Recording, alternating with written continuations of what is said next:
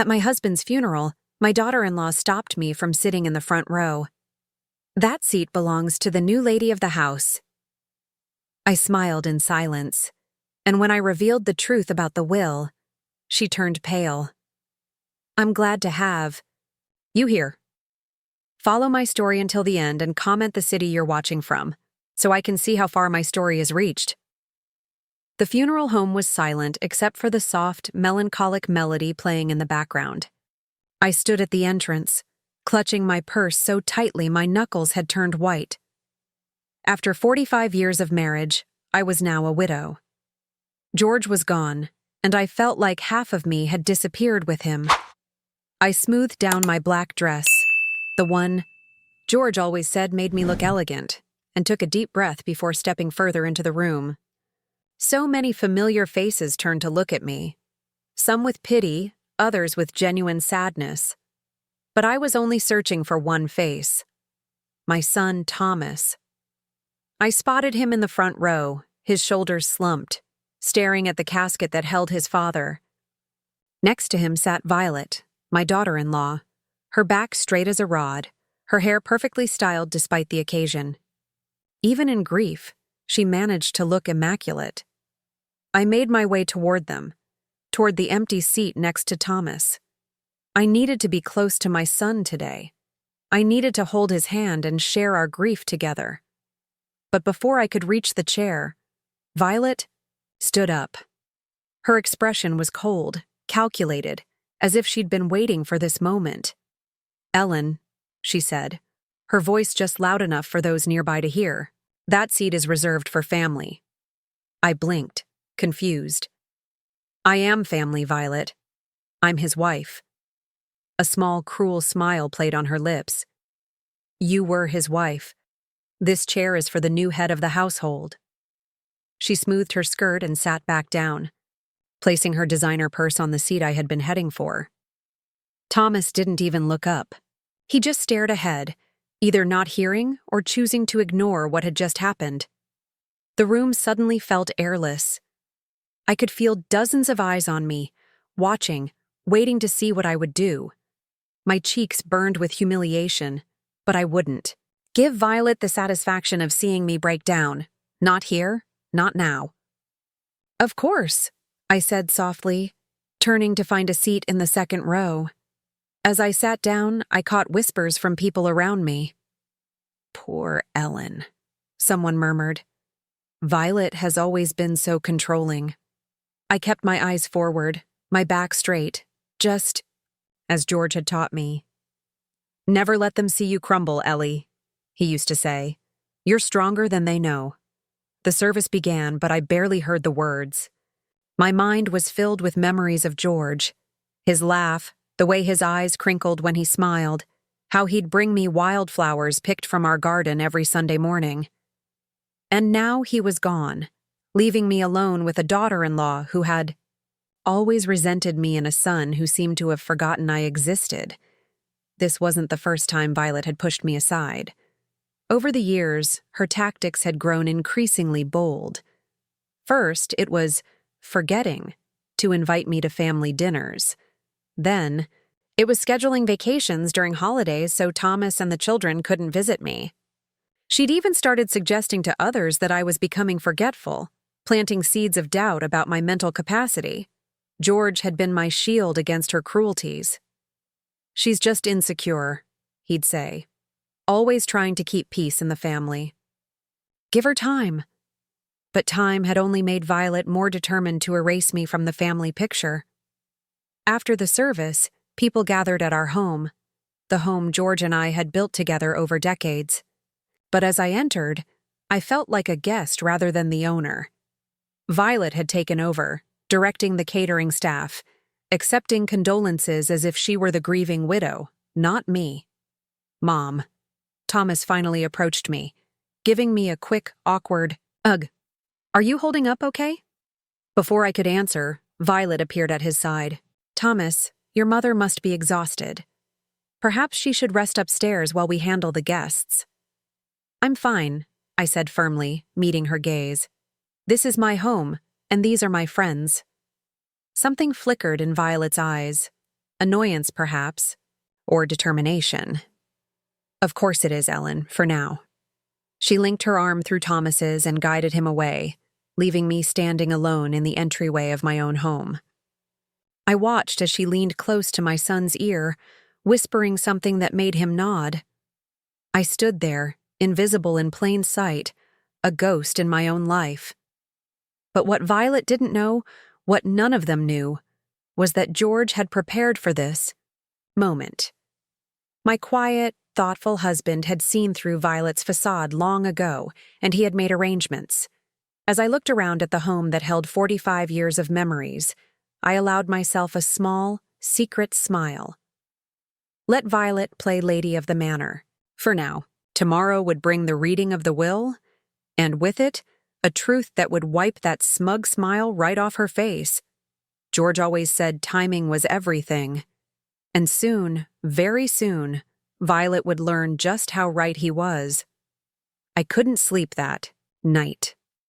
The house felt different without George's steady breathing beside me.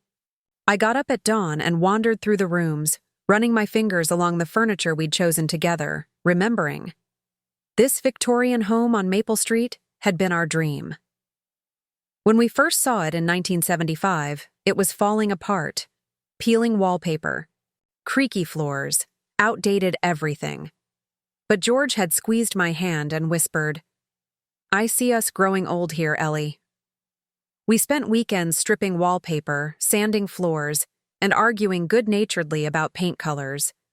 George built the back porch himself, working through summer evenings while I brought him lemonade. When Thomas was born, George converted the small study into a nursery, painting blue sailboats on the walls.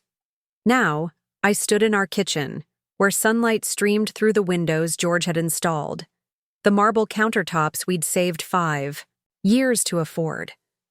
The oak cabinets he'd refinished by hand. Every corner of this house contained pieces of our life together. The sound of footsteps interrupted my memories. Violet appeared in the doorway, already dressed impeccably in a black pencil skirt and silk blouse. "You're up early," she said, her tone suggesting this was somehow inappropriate. "I've always been an early riser," I replied, pouring myself coffee. "Would you like some?" She ignored my offer. "Thomas and I were talking last night. We think it might be best if you start considering other living arrangements." The coffee cup nearly slipped from my hand. "Excuse me?" "This house is much too large. For just one person, especially at your age." Her voice was syrupy with false concern. "There's a lovely assisted living community near us. Thomas could visit more often." This was hardly the first time Violet had tried to push me aside. When Thomas and Violet first married 12 years ago, I'd been so happy for them. Thomas had been lonely since his divorce, and Violet seemed to bring light back into his life. None. Early signs were subtle. Violet would accidentally forget to tell me about family gatherings.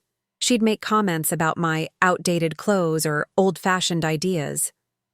When I'd visit their home, she'd whisper to Thomas just loudly enough for me to hear, "Your mother seems confused today?" George noticed it too. "That woman has claws," he'd said after one particularly tense Christmas dinner where Violet had corrected nearly everything I said. But he always advocated for peace. "She's Thomas's choice, Ellie. We have to respect that." The situation worsened when George was diagnosed with heart disease 3 years ago. Violet started suggesting I couldn't properly care for him. "It might be too much responsibility for someone your age," she'd told me, as if I hadn't been caring for my husband for over 4 decades. She even tried to convince Thomas that we should sell our house and move into an assisted living facility.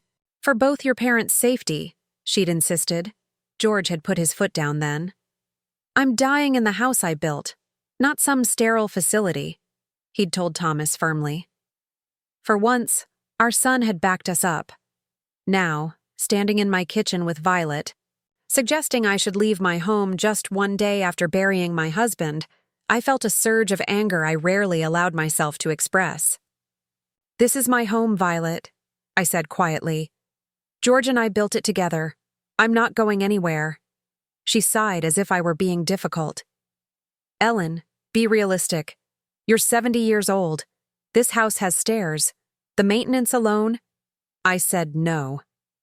My tone was sharper than I'd intended, but I was done being pushed around. A flash of something, annoyance, hatred, crossed Violet's face before she composed herself. Well, we can discuss it after the will reading. Things might be clearer. Then, the will reading. Of course, that's what this was about. Violet assumed George had left everything to Thomas, which would effectively give her control. She'd been circling like a vulture, waiting to swoop in and take what was mine. What she didn't know was that 6 months ago, George had asked me to drive him to his lawyer's office.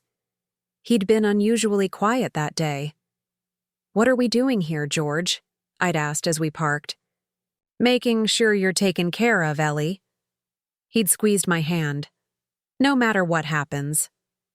I hadn't thought much about it then. George had always been methodical about our affairs. But now, his words took on new meaning. As Violet strutted out of the kitchen, phone already in hand, I remembered something else George had said to me in his final weeks. "You've always been too kind, Ellie," he'd told me, his voice weak but his eyes clear. "Sometimes kindness needs to be protected." The grandfather clock in the hallway chimed 8 times. In 4 hours, we would all gather at Mr. Peterson's law office for the reading of George's will. Violet was in for a surprise. I ran my hand along the smooth kitchen counter that George and I had selected together after saving for years. This house wasn't just walls and a roof. It was the physical manifestation of our love story. Every scratch, every repair, every upgrade reflected our journey together. As I sipped my coffee, I heard Thomas coming down the stairs. He entered the kitchen with the hesitant step of someone who doesn't know what to say. "Morning, Mom," he mumbled, avoiding my eyes. "Good morning, son," I replied, pushing a mug toward him. "Coffee?" He nodded, taking the mug. "Mom, about the funeral yesterday. I'm sorry about the seating thing. Violet just thought—" "It's fine," I interrupted, not wanting to hear whatever excuse he'd rehearsed. "We all grieve differently." Thomas looked relieved that I wasn't going to make it an issue. That had always been his way, avoiding conflict. At all costs, even if it meant letting Violet run roughshod over his mother. "About the house," he started again. I held up my hand. "Let's wait for the will reading before we discuss any changes, shall we?" He looked surprised but nodded. From upstairs, Violet called his name, and like a trained puppy, he immediately set down his barely touched coffee and went to her. I watched him go, my heart heavy.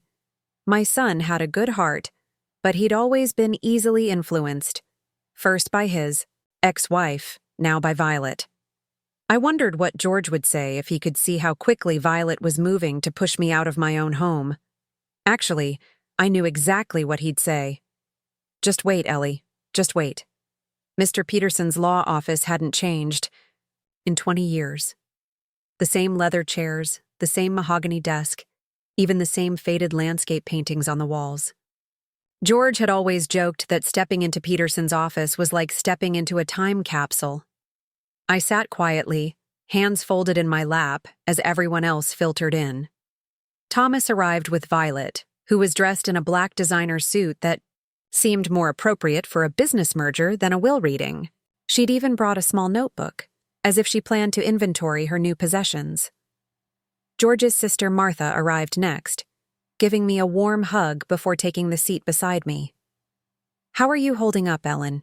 she whispered, squeezing my hand. "I'm managing," I replied softly. Martha had never liked Violet. "That woman has the warmth of a snake," she'd told me once after witnessing Violet deliberately exclude me from a family photo at Thomas's birthday. Martha was the only one who saw through Violet's facade from the beginning. Mr. Peterson entered last, carrying a leather portfolio. He was in his 70s now, a contemporary of George and me, and had handled our legal matters for decades. Thank you all for coming, he began, adjusting his reading glasses. We're here to discuss the last will and testament of George William Montgomery. Violet straightened in her chair, pen poised over her notebook. I noticed how she angled herself toward Thomas, her body language suggesting they were a unit, separate from me. Before I begin, Mr. Peterson continued, I want to note that George made changes to his will approximately 6 months ago. These changes were made when he was of sound mind and body, with full legal capacity. Violet's pen paused mid-air. I saw her shoot a quick, concerned glance at Thomas. I'll begin with the basic provisions, Mr. Peterson said, opening the portfolio. To my sister, Martha Montgomery, I leave my collection of first edition books and the sum of $50,000. Martha nodded, dabbing at her eyes with a tissue.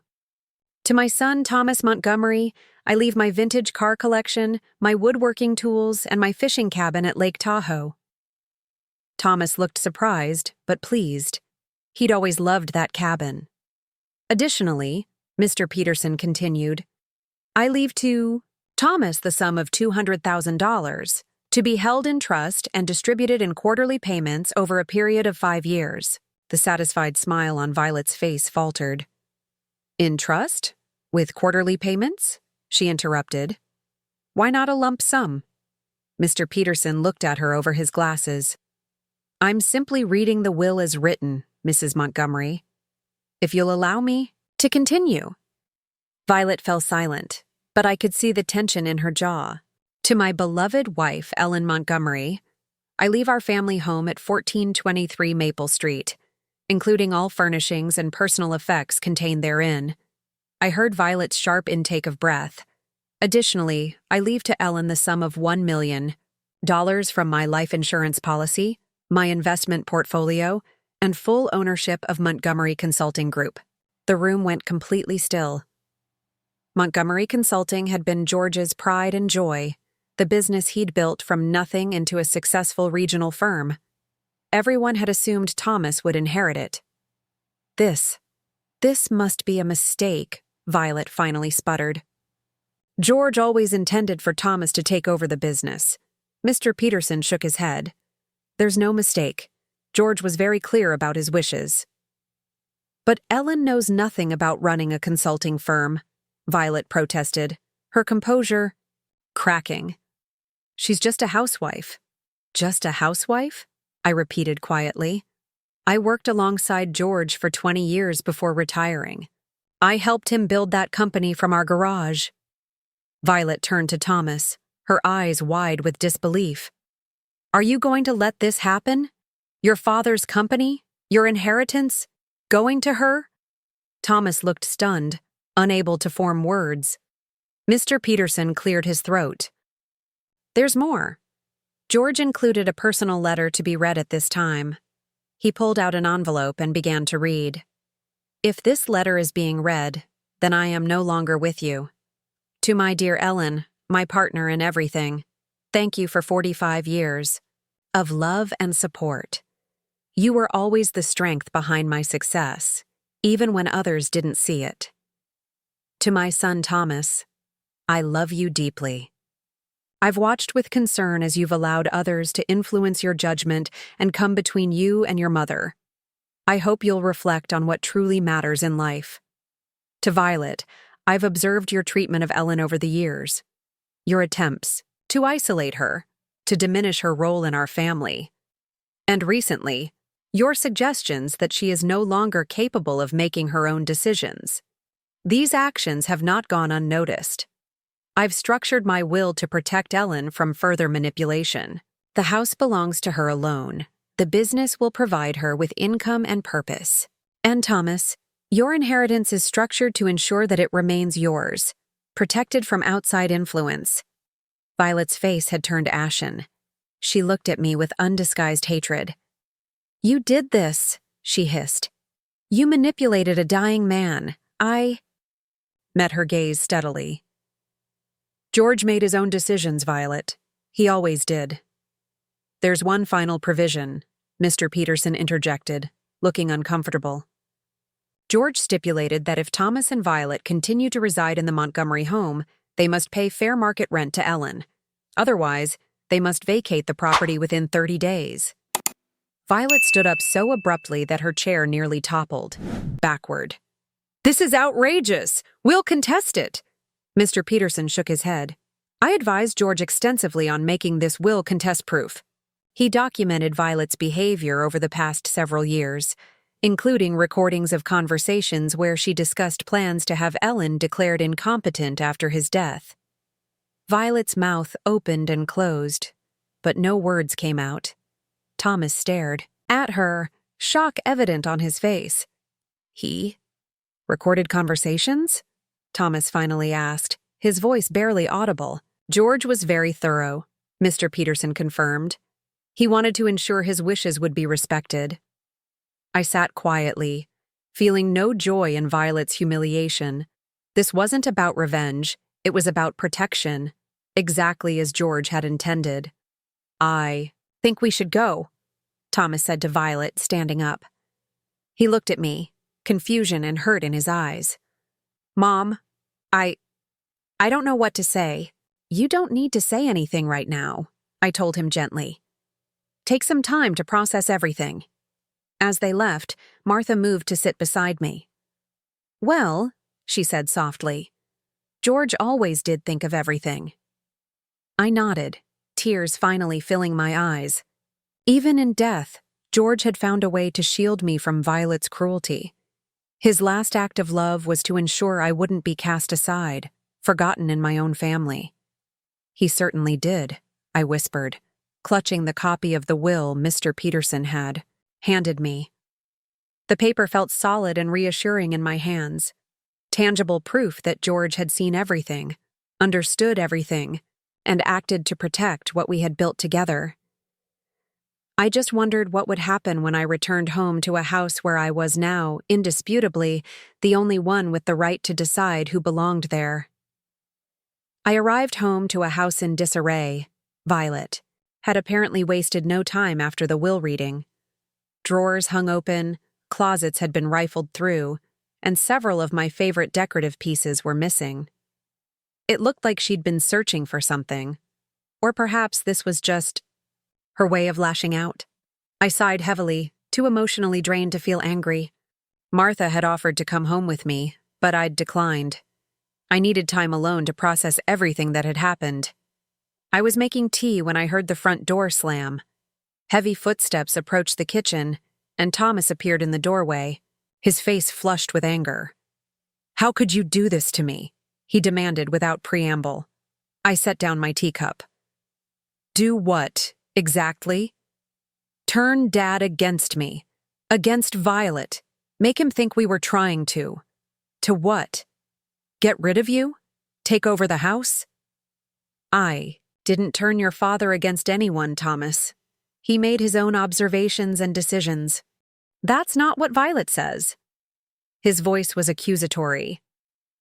"She says you've been feeding Dad lies about her for years, making him think she was trying to push you out." I felt a wave of sadness. Even now, after what he'd heard at the law office, he was still taking Violet's word over mine. "Thomas, when have I ever lied to you?" he faltered slightly. You've always been manipulative in your own quiet way, making Dad feel guilty about spending time with us instead of you. "Is that what Violet told you?" I asked softly. "She says you resented her from the beginning because she took your place as the most important woman in my life." I couldn't help. I laughed, not out of humor, but from sheer disbelief. "Thomas, you're 43 years old. I've never expected to be the most important woman in your life since you were a teenager. All I've ever wanted was to be treated with basic respect and included in family activities. Dad's will is completely unfair. I should have gotten the business. I've been working there for 5 years." "As a vice president who comes in late and leaves early," I pointed out, "the position your father created for you because you couldn't hold down a job elsewhere." His face flushed deeper. "That's not true. Thomas, you were fired from 3 jobs before your father hired you. The company has been carrying you, not the other way around." "Violet was right," he muttered. "You're just a bitter old woman who can't stand to see others happy." The word stung, but I refused to show it. Instead, I walked to the study, opened the bottom drawer of George's desk, and pulled out a thick folder. "Your father kept records," I said, returning to the kitchen, not because I asked him to, but because he was concerned about what would happen to me after he was gone. I spread the contents on the table, photographs of Violet going through my personal papers when she thought no one was watching, printed emails where she discussed with friends her plans to get the old lady into a home, a log of dates and times when family events were planned specifically when I couldn't attend. And then the recordings. I played one on my phone. "I can't wait until George is gone," Violet's voice rang out clearly. "Ellen won't know what hit her. We'll have her declared incompetent so fast her head will spin. The house, the money, everything will be ours." Thomas stared at the evidence, his face draining of color. This could be manipulated, taken out of context. There are dozens of recordings, Thomas, dating back 3 years. Your father may have been dying, but he wasn't stupid. I played another. "Thomas is so easy to control," Violet's voice again. "He believes whatever I tell him about his mother. It's almost sad how gullible he is." Thomas flinched as if I'd slapped him. "Your father never wanted to show you these," I said quietly. "He hoped Violet would change, or that you would see through her on your own. But he made sure I would have protection if neither of those things happened." Thomas sank into a chair, his anger deflating. "Why didn't you ever say anything? Would you have believed me? Or would you have told Violet, who would have convinced you I was making things up?" He didn't answer, which was answer enough. "I don't blame you entirely, Thomas. Violet is manipulative and convincing, but you chose to believe the worst about your mother, a woman who has never given you reason to doubt her honesty." Thomas stared at the pile of evidence, then rubbed his hands over his face. "Dad really recorded all this?" I nodded.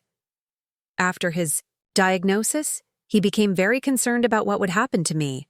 He saw how Violet was already positioning herself to take over. And the business? The trust for my inheritance? He wanted to make sure Violet couldn't access your money or take control of the company. He was protecting you too, Thomas." A heavy silence fell between us. I could see Thomas struggling to reconcile the truth with the reality Violet had constructed for him. The front door opened and closed softly. Violet appeared in the doorway, freezing when she saw the evidence spread across the table. "What is all this?" she asked, her voice artificially light. "The truth," I replied simply. Her eyes darted to Thomas, then back to me. "Tommy, don't tell. Me, you're falling for this. She obviously fabricated all this after George died." "The timestamps and authentication certificates say otherwise," I said calmly, "as do the witnesses who helped George document your behavior." Violet's facade cracked. "You think you're so clever, don't you? Turning George against me from his deathbed?"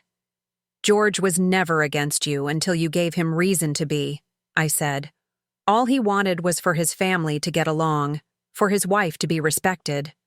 "Respected?" Violet spat. "You're nothing.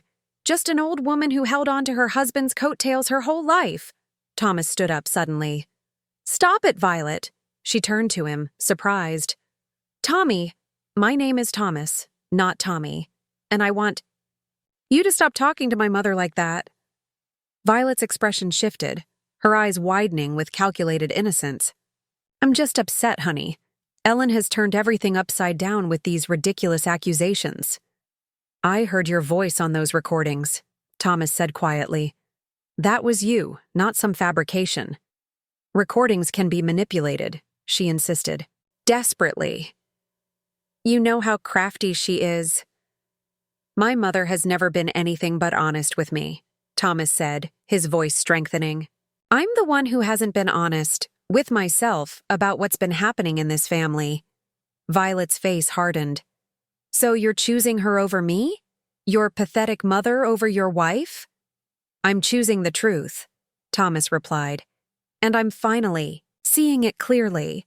Violet looked from Thomas to me, her eyes narrowing. This isn't over, she hissed.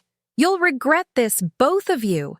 She stormed out, the front door slamming behind her with such force that the windows rattled. Thomas turned. To me, his expression a mixture of shame and confusion. Mom, I don't know what to say. I've been so blind. I reached across the table and took his hand. You saw what you wanted to see, Thomas. We all do sometimes. How can you forgive me so easily, after everything I've let happen? I smiled sadly.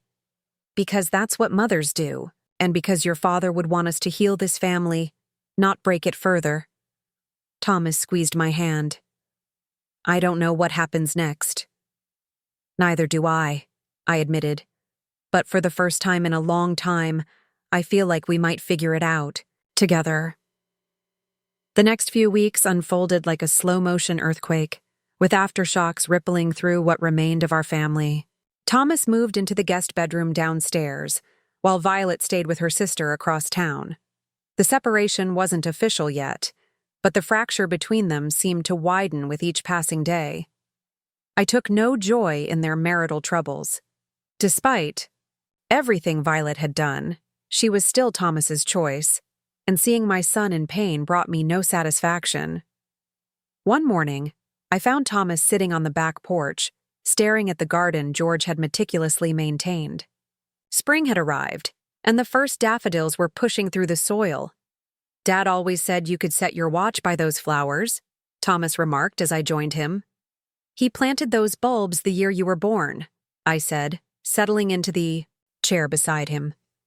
Said they were as reliable as he hoped you would be? Thomas smiled faintly, then let it fade.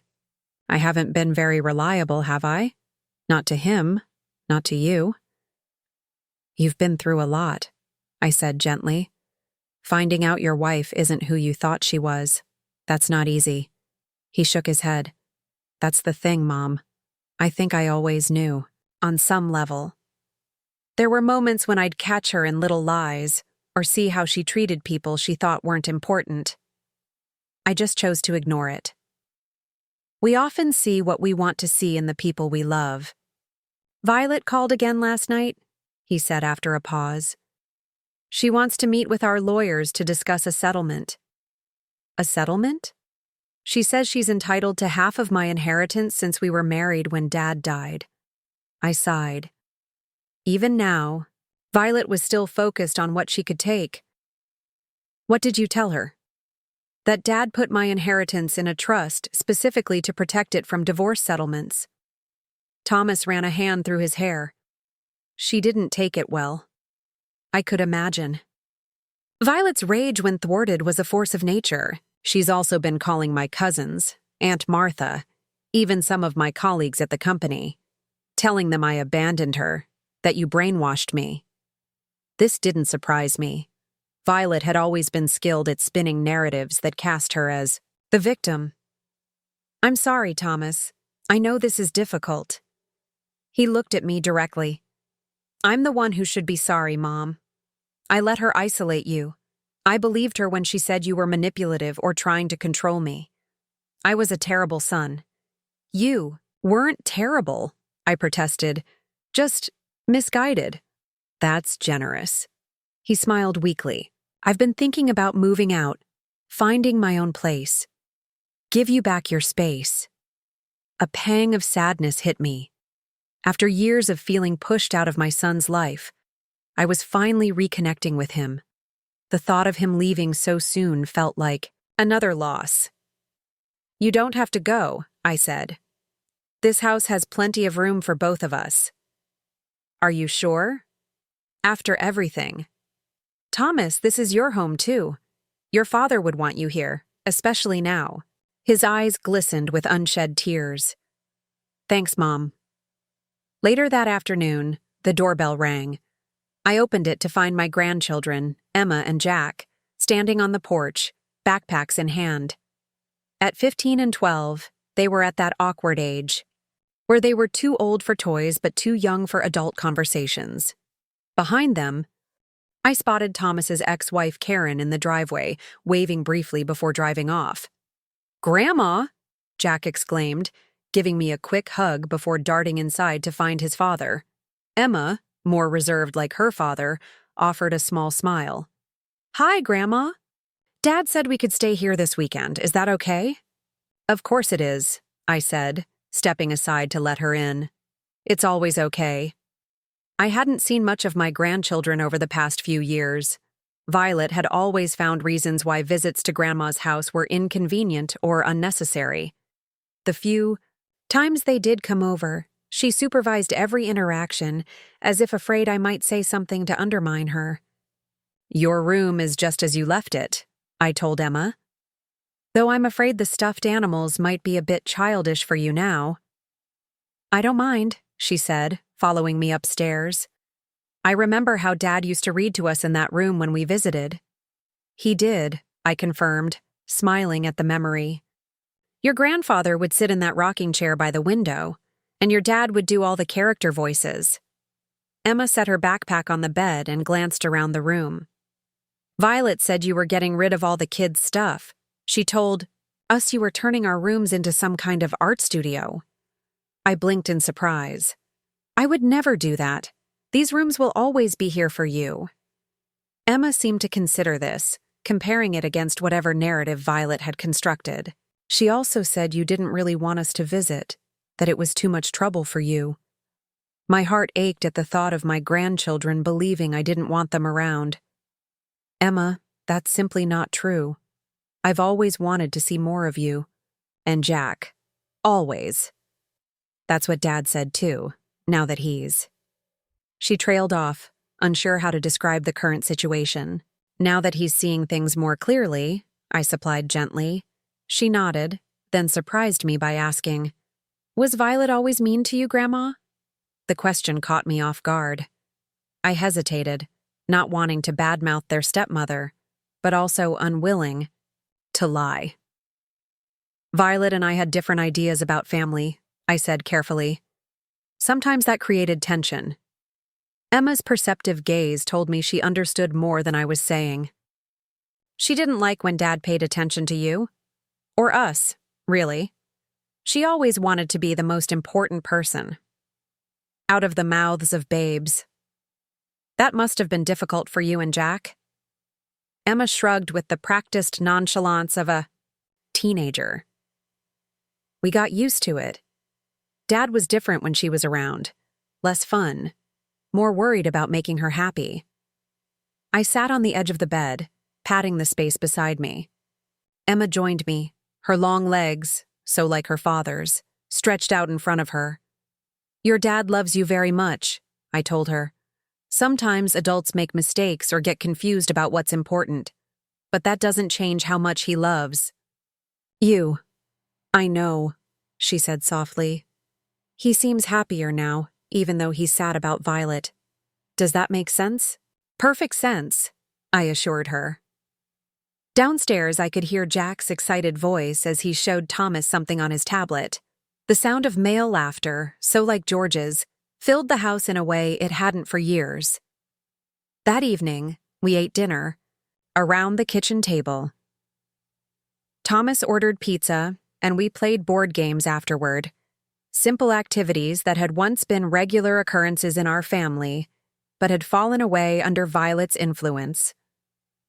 As I watched Thomas laughing with his children, I felt both joy and sorrow. Joy at seeing this side of my son again, the playful father who had been submerged beneath Violet's demands and manipulations. Sorrow that it had taken George's death and such painful revelations to bring him back. Later, after the children had gone to bed, Thomas found me in the study looking through old photo albums. "They've missed you," he said, leaning against the doorframe. "We all have, really." I looked up at my son, so much like his father in the dim lamplight. "I've missed you too. All of you. I want to fix this, Mom. I want to be the son Dad would be proud of." I smiled, feeling a warmth that had nothing to do with the spring evening. You already are, Thomas. You already are. 6 months after George's death, I finally felt ready to make changes to the house. Not drastic renovations, but small adjustments that would make the space feel like mine alone. For decades, every decision had been a compromise. George preferred blue. I loved green, so we chose teal. He wanted modern. I liked traditional, so we settled on transitional styles. Now I could finally paint the kitchen the soft sage green I'd always wanted. I could replace the heavy drapes in the living room with the light, gauzy curtains that George had vetoed as too feminine. Thomas helped me move furniture and paint walls on weekends. Sometimes Emma and Jack joined us, turning household chores into family projects. The house began to transform, not into something unrecognizable, but into a warmer, lighter version of itself. Dad would have hated these curtains, Thomas joked one afternoon as we hung the new window treatments in the living room. Your father was a wonderful man with terrible taste, I replied, making him laugh. The divorce proceedings between Thomas and Violet had turned ugly, as expected. She fought for everything she could claim and invented grievances where none existed. But the prenuptial agreement George had insisted upon when they married, another act of foresight from my practical husband, limited what she could take. The judge saw right through her, Thomas told me after a particularly contentious court hearing. She tried to claim I was abusive, that I'd kept her from advancing in her career, but she couldn't produce a single witness to back up her stories. I wasn't surprised. Violet had always operated through manipulation and lies, maintaining a careful facade that only those closest to her could see through. Without Thomas to shield her, that facade was crumbling. One afternoon, I was in the garden, planting tulip bulbs for next spring, when a familiar car pulled into the driveway. Violet stepped out, looking as polished as ever in a tailored suit, her blonde hair swept into a perfect chignon. I straightened up, wiping my hands on my gardening apron. Violet, this is unexpected. She approached cautiously, stopping several feet away. Ellen, you're looking well. Thank you, I replied, waiting for her to reveal the purpose of her visit. I suppose you're enjoying all this, she said, gesturing vaguely toward the house. Playing the victim, turning Thomas against me, taking everything that should have been ours. I never wanted any of this, Violet. All I ever wanted was to be treated with respect and included in my family's life, she scoffed. Always so righteous, so perfect. Ellen Montgomery, the saintly widow who never does anything wrong. I sighed, suddenly feeling too tired for this conversation. What do you want, Violet? I want what's mine. Thomas is being completely unreasonable about the division of assets. I deserve half of everything, including this house. This house was never yours to claim, I reminded her. It belonged to George and me. Now it belongs to me alone. I lived here too, she snapped. I helped renovate the kitchen. I chose the new carpeting upstairs.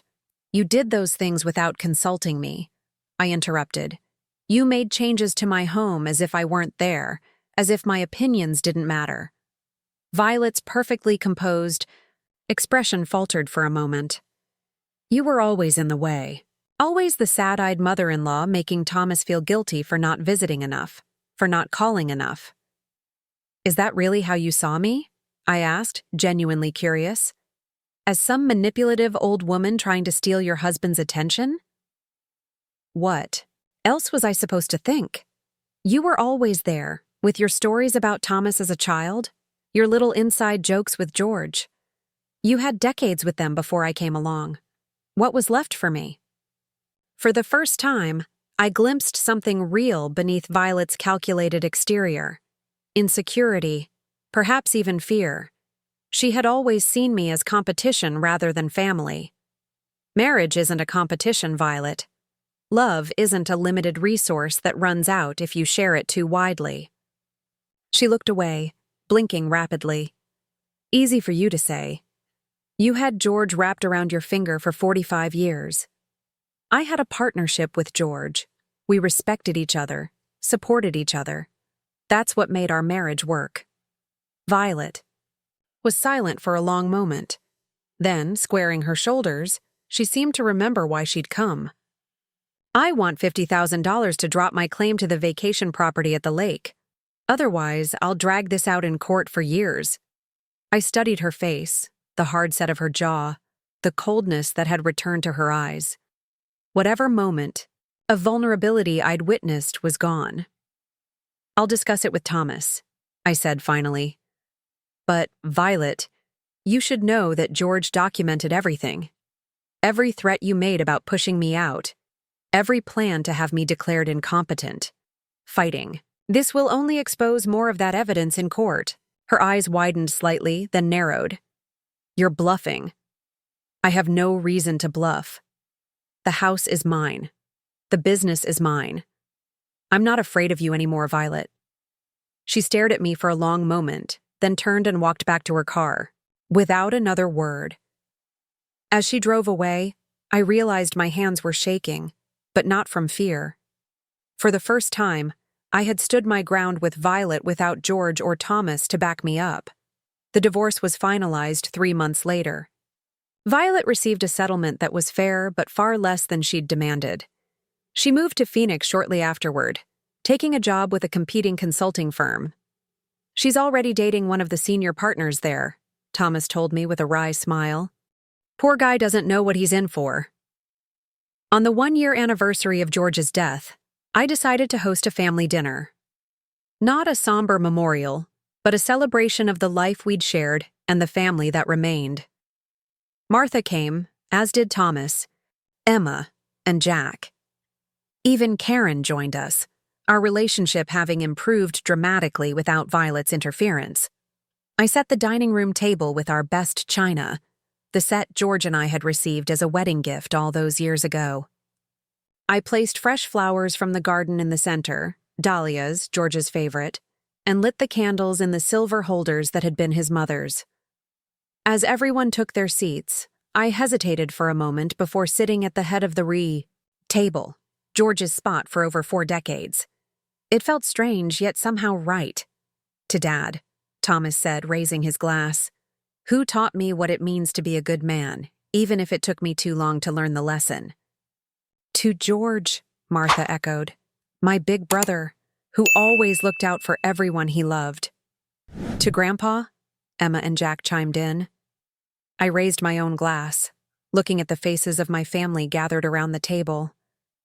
To George, who knew us better than we knew ourselves, and who made sure we'd find our way back to each other, even when he couldn't be here to guide us. We touched glasses, the crystal ringing like music in the warm, candlelit room. Later, after everyone had gone and I was alone in the quiet house, I sat in George's favorite chair and looked around at the home we'd built together.